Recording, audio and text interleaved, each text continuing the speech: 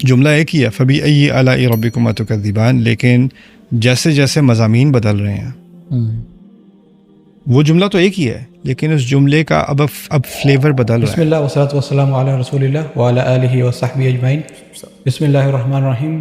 استاد، ابھی آپ نے پچھلے سیشن میں ایک بات کی کہ آپ جب کسی بھی سورہ کو پڑھنے جاتے ہیں یا اس کا آغاز کرتے ہیں، سب سے پہلے آپ اس کے جو ہمسائے کی صورتیں ہیں یا جو کنٹیکسچوئل جو آپ نے دیکھی ہیں صورتیں، اس کو آپ دیکھتے ہیں۔ تو میرا سوال یہی ہوگا کہ سورہ رحمان کس مجموعے سے تعلق رکھتی ہے قرآن میں، کن صورتوں کے مجموعے سے، اور ان کا آپس میں ریلیشن شپ یا ان کے درمیان تعلق کیا ہے؟ سمپل سی بات ہے، قرآن میں عام طور پر ایک مسلسل لائن چلتی ہے مکی صورتوں کی، پھر ایک مجموعہ جاتا ہے مدنی صورتوں کا، پھر مکی صورتوں کا، پھر مدنی صورتوں کا۔ تو یہاں پر سورہ قاف سے لے کر سورۃ الواقعہ تک ایک چھوٹا سا گروپ ہے 7 صورتوں کا جو تمام مکی ہیں۔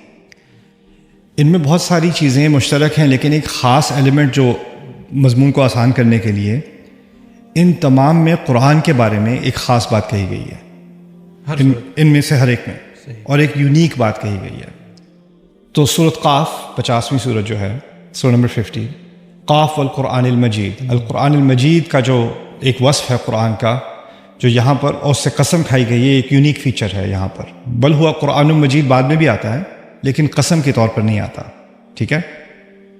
اس کے بعد سورۃ الذاریات میں فلا وربک وربک انہ لحق مثل ما انکم تنطقون، اللہ اپنے اوپر قسم کھا کے کہتے ہیں کہ یہ قرآن اسی طرح کا حق ہے جس طرح کہ تم اس کو کمپیئر کرتے ہیں ہماری صلاحیت، کلام کی صلاحیت سے، مثل ما انکم تنطقون۔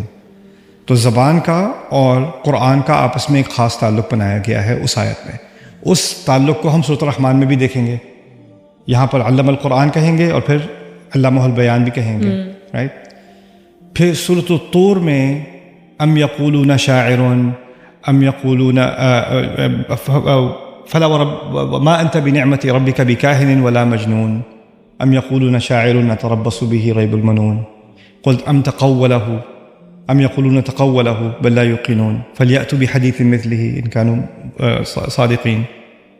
یعنی قرآن کے خلاف جو تنقید ہے کہ یہ کیا ہو سکتا ہے، کیا یہ کاہن کا کلام ہے، شاعر کا کلام ہے، پاگل ہو گئے ہیں، یا یہ انہوں نے خود سے اپنی طرف سے ایک بات گھڑ لی ہے، کریٹو سپیچ ہے، کیا ہے یہ؟ وہ تمام ایکوزیشنز قرآن کے بارے میں ایک جگہ جمع کر دیں، اور وہ ہے سورۃ الطور میں۔ اس کے بعد سورۃ النجم میں وما ينطق عن الهوى ان هو الا وحی یوحى، وہ اپنی طرف سے بات کرتے ہی نہیں، یہ تو وہی ہے جو اللہ تعالیٰ کی طرف سے آ رہی ہے۔ پھر سورۃ القمر میں بار بار وَلَقَدْ يَسَّرْنَا الْقُرْآنَ لِلذِّكْرِ فَهَلْ مِن مُدَّكِرٍ، قرآن کو تو ہم نے آسان کیا ہے تاکہ اس سے جو نشاندہی ہے، یاد ہے اللہ تعالیٰ کی، یاد ہے اپنے مقصد کی، وہ آسان ہو جائے۔ کون ہے جو اس چیلنج کو آگے لے گا اور یاد کرنے کی کوشش بھی کرے گا؟ پھر یہاں قرآن، سورۃ الرحمن کو سب جانتے ہیں، الرحمن علم القرآن، جس طرح سے یہاں قرآن کی تعلیم کی بات کی ہے، کہیں اور نہیں کی اس طرح سے۔ پھر اس کے بعد اگلی صورت میں سورۃ الواقعہ میں اللہ تعالیٰ کہتے ہیں فلا اقسم بمواقع النجوم وانہ لقسم لو تعلمون عظیم انہ لقرآن کریم فی کتاب مکنون۔ ستاروں کی قسم کھا کر قرآن کی عظمت کی بات ہو رہی ہے، اور قرآن میں کوئی ایسی قسم نہیں ہے جہاں قسم کھانے کے بعد قسم کی عظمت کا بھی ذکر ہو، بالکل رائٹ۔ تو یہاں پر کہہ دیا کہ ستاروں کے مواقع کی قسم، اور اگر تم جانتے ہو تو یہ بہت عظیم قسم ہے۔ یہ کبھی والعصر وانہ لقسم لو تعلمون عظیم ایسا نہیں ہے، لیکن یہاں پر ہے۔ اور پھر اس کے بعد انہ لقرآن کریم فی کتاب مکنون لا یمسہ الا المطہرون۔ تو ان تمام میں قرآن کا ایک خاص پہلو سامنے لایا گیا، قرآن کی عظمت کا اور قرآن کی بڑائی کا۔ تو یہ ان چیزوں کو یونیفائی، اور بھی چیزیں جو یونیفائی کرتی ہیں، لیکن یہ ایک بڑا سمپل سا فیچر ہے جو آپ آبزرو کر سکتے ہیں ان تمام میں۔ پھر اس میں ایک عجیب چیز اور بھی ہے، وہ یہ ہے کہ سورۃ قاف میں اس طرح کے مضامین اور ان کا ایسا جوڑ ہے جو کہیں اور نہیں ملتا، اس کا کوئی ثانی نہیں ہے، اس کا کوئی جوڑا نہیں ہے۔ لیکن سورۃ الذاریات 51 اور سورۃ الطور، وہ دونوں آپس میں بہت گہرائی میں جڑی ہوئی ہیں شروع سے آخر تک۔ اسی طرح سورۃ النجم، اس کا تو نام ہی ستارہ ہے، اور سورۃ القمر اس کا نام ہے چاند۔ تو وہ آپس میں ان کی تھیمیٹک کہیں گے کہ سورۃ الرحمن میں 5 مضامین ہیں. پہلے قرآن کی عظمت، پھر دنیا کی نعمتیں، پھر قیامت اور جہنم اکٹھے، پھر اس کے بعد جنت کا ایک مرحلہ، پھر جنت کا دوسرا مرحلہ. یہ 5 جو ہیں مضامین ہیں سورۃ الرحمن کے. سورۃ الواقعہ میں بات شروع ہوگی تو جو السابقون ہیں ان کے بارے میں بات آئے گی، پھر اس کے بعد اصحاب الیمین کی بات آئے گی. تو 2 گروہ جو جنت کے مستحق ہیں، جس طرح سورۃ الرحمن کے آخر میں 2 گروہ تھے، دو جنتیں تھیں، یہاں پر 2 گروہ ہیں جنتیوں کے. پھر اس کے بعد تیسرا مضمون آئے گا سورۃ الواقعہ میں جو قیامت کا دن ہے اس کے بارے میں، اور جہنم کے بارے میں، جو تیسرا مضمون سورۃ الرحمن کا بھی تھا. پھر چوتھا مضمون آئے گا انتم انزلتموہ من المزن ام نحن المنزلون ارأیتم الماء الذی انتم تشربون. تم نے پانی کو دیکھا جو تم پیتے ہو، تم اتارتے ہو کیا آسمان سے؟ تم نے یہ جو کھیتی دیکھی ہے، انتم تزرعونہ ام نحن الزارعون. یعنی مخلوق کا ذکر جو وہاں پر تھا، مخلوق کا ذکر، والحب ذو العصف والریحان فیہا فاکہۃ والنخل ذات الاکمام، وہی بات یہاں پر بھی آ رہی ہے. پھر وہاں پر شروع بات ہوئی تھی سورۃ الرحمن میں الرحمن علم القرآن سے. یہاں پر تقریباً اختتام پر پہنچتے وقت آپ کو وہ قرآن کی قسم آ جائے گی، قرآن کی عظمت کی قسم، فلا اقسم بمواقع النجوم. تو 5 مضامین جو سورۃ الرحمن میں تھے وہ عکسی ترتیب میں، ریورس آرڈر میں یہاں پر وہی 5 مضامین آ رہے ہیں. لیکن یہاں پر ایک چھٹا مضمون ہے، اور وہ چھٹا مضمون کیا ہے؟ وہ چھٹا مضمون ہے سکرۃ الموت. یہاں پر کلا اذا بلغت الحلقوم وانتم حینئذ تنظرون، جب وہ گردن تک پہنچ جائے گی اور تم ادھر ادھر دیکھ رہے ہوگے. وَنَحْنُ أَقْرَبُ إِلَيْهِ مِنْكُمْ وَلَكِنْ لَا تُبْصِرُونَ، ہم تو اس دن اس سے بھی نزدیک ہیں ہم ابھی، لیکن تمہیں نظر نہیں آتا. فَلَوْلَا إِن كُنْتُمْ غَيْرَ مَدِينِينَ تَرْجِعُونَهَا إِن كُنْتُمْ صَادِقِينَ. اگر تم واقعی بلائے نہیں جاؤ گے اور تمہارا حساب نہیں لیا جائے گا تو اس کو واپس لے آؤ، یعنی اپنی روح کو واپس ڈال دو جسم میں. اگر روک سکتے ہو تو روک لو. چیلنج کیا اللہ تعالیٰ نے. موت کے منظر کا ایک ذکر ہے.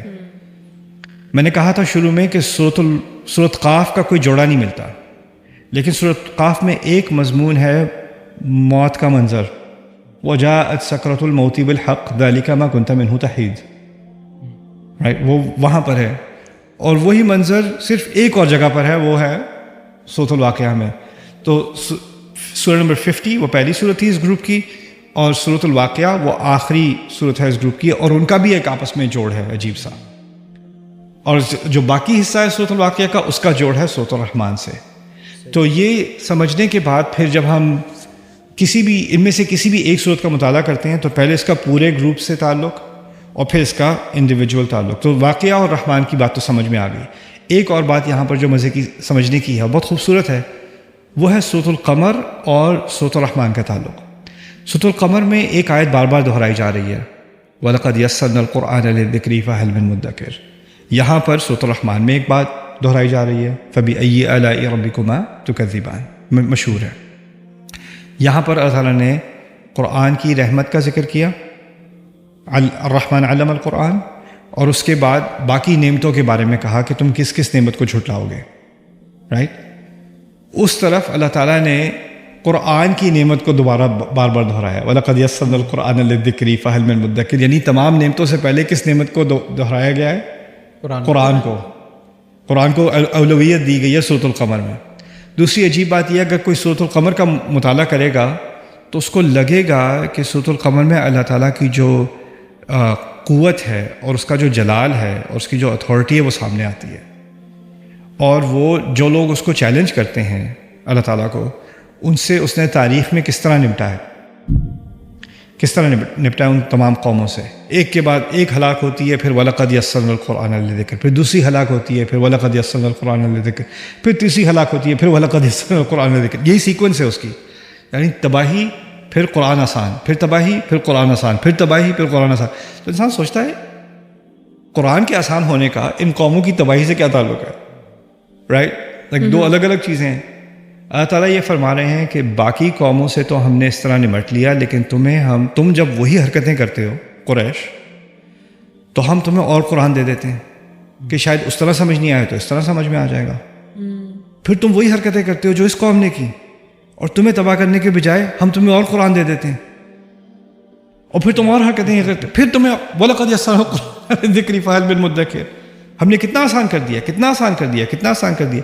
اب ہم پاکستانی ہم سمجھتے ہیں کہ اگر کوئی کلاس میں بیٹھا ہو اسٹوڈنٹ اور وہ سمجھ نہ رہا ہو بات، یا نہ سمجھنے کی کوشش نہ کر رہا ہو، جان بوجھ کے ذرا جی استاد جی سمجھ نہیں آئی، پھر سمجھایا جی سمجھ نہیں آئی، مطلب پھر سے ذرا کس طرح سے کیا استاد اپنا اسلوب مزید آسان کرے گا، یا اس کے پاس کوئی اور ٹیچنگ ٹولز ہیں؟ ہمارے ہاں ایک دو فٹے ہوتے ہیں، یا ہمارے ہاں تھی پتہ نہیں اس وقت 8ویں جماعت میں نے ایک دفعہ ایکسپیرینس کیا تھا، پینسل لاتے تھے یہاں پہ اور پھر ہاتھ سے دباتے تھے تاکہ وہ نیورونز کھل جائیں شاید، اس لیے اس کا یہاں ویسٹ میں وہ ٹیچنگ میتھڈالوجی نہیں ہے. پاکستان میں کافی اچھے ٹیچنگ ٹولز ملتے ہیں آپ کو بچوں کو ٹارچر کرنے کے. اللہ تعالیٰ چاہتے ہیں تو اگر اس طرح نہیں سیکھنا، اگر اس طرح اکڑ دکھانی ہے میرے نبی کو، میرے کلام کو، تو اور سکھانے کے طریقے ہیں میرے پاس، پہلے استعمال ہو چکے ہیں. رائٹ، سورۃ القمر میں یہی بات تو ہو رہی ہے. پھر جا کے سمجھ میں آتا ہے سورۃ الرحمن میں، الرحمن علم القرآن. اور رحمان نہ ہوتے تو اس طرح قرآن نہ سکھاتے. انسانیت کو سکھانے کے اور طریقے بھی ہیں، وَلَقَدْ أَخَذْنَاهُمْ بِالْبَأْسَاءِ وَالضَّرَّاءِ لَعَلَّهُمْ يَضَّرَّعُونَ. اگر تباہی بھی نہ لاتے تو شاید تم سے پانی لے لیتے، تم سے تمہاری اقتصادی بالکل کلیپس کرا دیتے، تمہارا اکنامک کلیپس کرا دیتے، تمہیں مرض بھیج دیتے تاکہ تم اپنی اوقات سمجھ لو، پھر تم سیدھے ہو جاؤ گے. لَعَلَّهُمْ يَضَّرَّعُونَ، یہ بھی نہیں کیا تمہارے ساتھ. تو یہ اسی لیے قرآن کی سورت کو، سورۃ الرحمن کو اس طرح سیاق میں ڈال کر سمجھنے سے جو ایک بنیادی لیسن ہے وہ سامنے آ جاتا ہے. پھر اس کے بعد ہم سورت کے اندر داخل ہو سکتے ہیں انشاءاللہ. میں سوچ رہی تھی کہ فار انسٹنس جیسے اس میں زیادہ تر قرآن کی مضامین یا پھر ان پہ بات ہوئی ہے، اور قرآن ایز اے نالج پہ بات ہوئی ہے، تو میں یہ سوچ رہی تھی کہ یہ جو سورہ ہے اس کا کوئی پس منظر تھا کہ جس کی وجہ سے یہ نازل ہوئی، یا جنرلی مکی سورہز میں عقائد اور ان چیزوں پہ باتوں کے لیے ہی نازل ہوئی تھی، یا کوئی پس منظر میں کوئی ایسی وہ تھی کہ یہ نازل ہوئی تھی؟ اصل میں مکی صورتوں کے بارے میں ہمارے پاس جو پس منظر کی روایات ہیں وہ اتنی زیادہ تر تو ایک دوسرے سے مکس ہو جاتی ہیں، ٹھیک ہے، اور وہ تقریباً ایک ہی بات لگتی ہے. لیکن اس کا سب سے بہترین، جو میرے نزدیک جو سب سے کمپیلنگ تھیوری ہے اس کو سمجھنے کی، وہ یہ ہے کہ اگر سورت کے مضامین کو اور سورت کے سٹائل کو غور سے پڑھا جائے تو وہ کس دور میں نازل ہوئی اور کس سیاق میں نازل ہوئی وہ سامنے خود بات آ جاتی ہے. جیسے فرض کرو، میں مثال دیتا ہوں، اگر تم دور سے دیکھو کہ ایک باپ جو ہے وہ اپنے بیٹے کو ڈانٹ رہا ہے، ٹھیک ہے، تو باپ اور بیٹے کی لاکھ طرح کی بات ہوتی ہے، لیکن اس وقت وہ ڈانٹ رہا ہے، تو تمہیں دور سے ہی سمجھ آ جائے گا کانٹیکسٹ کچھ یہ ہے کہ لڑکے نے کچھ غلط کیا ہے. رائٹ، تو تمہیں پورا کانٹیکسٹ تمہارے سامنے نہیں ہے، لیکن پھر بھی تمہیں کچھ کسی حد تک کانٹیکسٹ کی سینس آ گئی کہ کیا بات ہو رہی ہے. ہمیں اس چیز کی ضرورت نہیں ہے کہ ہمیں ایگزیکٹلی پتہ ہو کہ سورۃ العصر کب نازل ہوئی اور کس بات پر نازل ہوئی. اگر وہ کبھی، کیونکہ جب اسلام پھیل رہا تھا نا، تو جیسے وہ حبشہ تک پہنچ گیا اسلام، قرآن پہنچ گیا، ایران تک پہنچ گیا، رائٹ، تو ہر کوئی نیا مسلمان جس تک کوئی آیت پہنچی، جیسے خطبۃ الوداع میں کہا ہے نا، بلغوا عنی ولو آیا، رسول صلی اللہ علیہ وسلم نے، لوگوں تک پہنچا دو میری طرف سے ایک آیت بھی ہو. وہ جو ایک آیت پہنچائے گا اس کو نہیں پتہ یہ آیت کب نازل ہوئی، کس سے بات ہو رہی تھی، نہیں معلوم. لاکھوں مسلمان ہو رہے ہیں روزانہ، ان کو تمام آیات کا کانٹیکسٹ نہیں معلوم، لیکن آیات کی زبان میں بھی ایک کانٹیکسٹ ہے. اور اس صورت میں جب کہا ہے نا فَبِأَيِّ آلَاءِ رَبِّكُمَا تُكَذِّبَانِ، اتنی تکرار کے ساتھ، اس کو میں آسان زبان میں اور الفاظ میں پیرافریز کر کے میں کہتا ہوں، اچھا اور کتنی ناشکری کرو گے، اور کتنی ناشکری کرو گے، اور کتنی ناشکری، اور کیا کیا چیز ہے، اور کیا کیا بھلاؤ گے. اس طرح کوئی بات کرے بار بار آپ سے، فرض کرو کوئی دو لوگ بات کر رہے ہیں اور ایک اس طرح کی بات دہراتا جائے بار بار، آپ کو کیا لگے گا؟ کیا کانٹیکسٹ ہے کہ جس سے بات ہو رہی ہے اس کا بہت لمبا ٹریک ریکارڈ ہے ناشکری کا، اور اس نے ابھی ناشکری نہیں کی، وہ کافی عرصے سے ناشکری کر رہا ہے، اور اس کو اب ٹھیک ٹھاک یعنی ڈانٹ پڑ رہی ہے اس تمام ریکارڈ کی. اس سے ایک اندازہ ہوتا ہے کہ سورۃ الرحمن مکی دور میں اس کے جو لیٹر مراحل ہیں نا، یہاں تک کہ قریش کی ناشکری ایک حد تک پہنچ گئی ہے کہ وہ اب اس مرحلے سے بھی گزر گئے ہیں جس مرحلے تک پہنچ کے باقی پچھلی قومیں برباد ہو چکی ہیں، اور وہ پھر بھی ناشکر ہیں. تو اس کانٹیکسٹ میں یہ بات آ رہی ہے. یعنی یہ اس کا سیاق کچھ ایسا ہے کہ آپ سمجھ لیں کہ اللہ تعالیٰ کو جو غصہ ہے اس قوم پر، اس کو پیک پر پہنچنے کا حق ہے، اور وہ پھر بھی آپ سے رحمت میں بات کر رہا ہے. یہ کانٹرڈکشن سمجھنے کی ضرورت ہے، کیونکہ ہم الرحمن کا لفظ سمجھتے ہیں، مسلمان کے دل میں ایک نرم سی فیلنگ آتی ہے، اللہ تعالیٰ رحمان ہے اور اس میں اللہ تعالیٰ کی نرمی ہے. لیکن اس کا کانٹیکسٹ معلوم ہوتا ہے اس سے بالکل متضاد ہے. اس کا کانٹیکسٹ ہے کہ یہ قوم اس حد تک باغی ہو گئی ہے کہ ان کو اب یہ سوال پوچھنے کی ضرورت ہے. اور دیکھو وہاں پر بھی سوال تھا، اور وہ سوال ذرا سافٹ تھا. وہ تھا قرآن تو ہم نے آسان کر دیا ذکر کے لیے، کوئی ہے جو ذکر کرے گا یا ذکر کرنے کی کوشش کرے گا؟ فہل من مدکر، وہ بھی سوال تھا. لیکن اس سوال میں ایک طرح سے انکریجمنٹ تھی. کوئی آ سکتا ہے تو آ جائے آگے سامنے، کوئی ہے، ایک انویٹیشن ہے اس کے اندر. یہاں پر فبأي آلاء ربكما تكذبان میں انویٹیشن نہیں ہے، یہاں تنقید ہے. یہاں تو ایک طرح سے غصہ بھی جھلک رہا ہے اللہ تعالیٰ کا، رائٹ؟ تو اس سے پتہ چلتا ہے کہ اس کے کانٹیکسٹ میں یہ ایک طرف تو اللہ تعالیٰ نے اپنی رحمت دکھائی ہے، دوسری طرف انسان کی بغاوت بھی ایک پیک پر پہنچ گئی ہے، اور یہ دونوں چیزیں ساتھ چل رہی ہیں. اچھا استاد، اگر ہم اس سورہ پہ آئیں تو اس میں بہت سارے مضامین بھی ڈسکس ہوئے ہیں، اور بہت ساری ایسی چیزیں بھی ہیں جو ایک سورہ کو ایک منفرد بناتی ہیں. تو وہ کون سی چیزیں ہیں؟ جیسے ابھی ایک تکرار ہے جو آپ نے ابھی بات کی، فبأي آلاء ربكما تكذبان، ایسے کسی اور صورت میں اتنی ایک آیت ریپیٹ نہیں ہوئی. اسی طرح بہت ساری ایسے یونیک فیچرز ہیں سورہ کے، وہ بھی اگر آپ تھوڑا سا ڈسکس کر لیں تو. ہاں، جیسے سورۃ الرحمن میں پہلی بات تو ہم بعد میں اس کو ڈسکور کریں گے مزید، لیکن جو یہ قول ہے اللہ تعالیٰ کا فبأي آلاء ربكما تكذبان، اصل میں یہ ایک جملہ ہے. جملے کا جو مفہوم ہوتا ہے نا، وہ آپ کو سیاق کے بغیر سمجھ نہیں آتا. جس طرح لفظ کا مفہوم سیاق کے بغیر سمجھ نہیں آتا، اسی طرح جملے کا مفہوم بھی سیاق کے بغیر، کانٹیکسٹ کے بغیر سمجھ نہیں آتا. تو اگر آپ کسی سے کہیں it's okay, it's okay, simple سا سینٹنس ہے. لیکن اگر آپ کسی ایسے کانٹیکسٹ میں کہیں کہ وہ تنزیہ کہہ رہے ہیں، آپ اٹس اوکے، یا آپ تھوڑا پیسیو اگریسو کہیں گے اٹس اوکے، اٹس اوکے، ہم دیکھ لیں گے تمہیں، اٹس اوکے. یا آپ کسی سے شفقت سے کہیں it's okay, it's okay, it's okay. جملہ تو ایک ہی ہے، کانٹیکسٹ بدل گیا، اس کا معنی بدل گیا.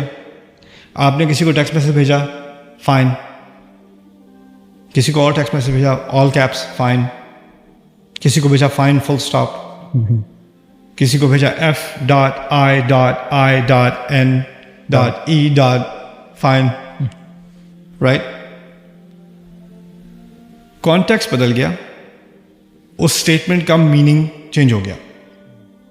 جملہ ایک ہی ہے فبأي آلاء ربكما تكذبان، لیکن جیسے جیسے مضامین بدل رہے ہیں، وہ جملہ تو ایک ہی ہے لیکن اس جملے کا اب فلیور بدل رہا ہے. یعنی اس سے جو چیز آپ ایکسٹریکٹ کر سکتے ہیں وہ وہی نہیں رہی جو شروع میں تھی. اس کا یعنی جس طرح آپ نمک تو نمک ہی ہے، لیکن آپ کو کسی اور ڈش میں ڈالو گے تو اس کا فلیور بدل جائے گا، کیمیکل ریاکشن کچھ اور ہوگا. یہ کیمیکل ریاکشنز ہیں زبان کے، رائٹ؟ تو یہ ایک عجیب فیچر ہے صورت کا کہ ایک ہی کلام کو نئے نئے زاویوں سے دیکھا جا رہا ہے. پھر آف کورس دوسرا جو اس کا سب سے سیلینٹ، سب سے خوبصورت فیچر ہے وہ ہے کہ اللہ تعالیٰ نے اپنے نام کو جملے کا حصہ بنانے کے بجائے اپنے نام کو ایک الگ آیت مقرر کر دیا، الرحمن.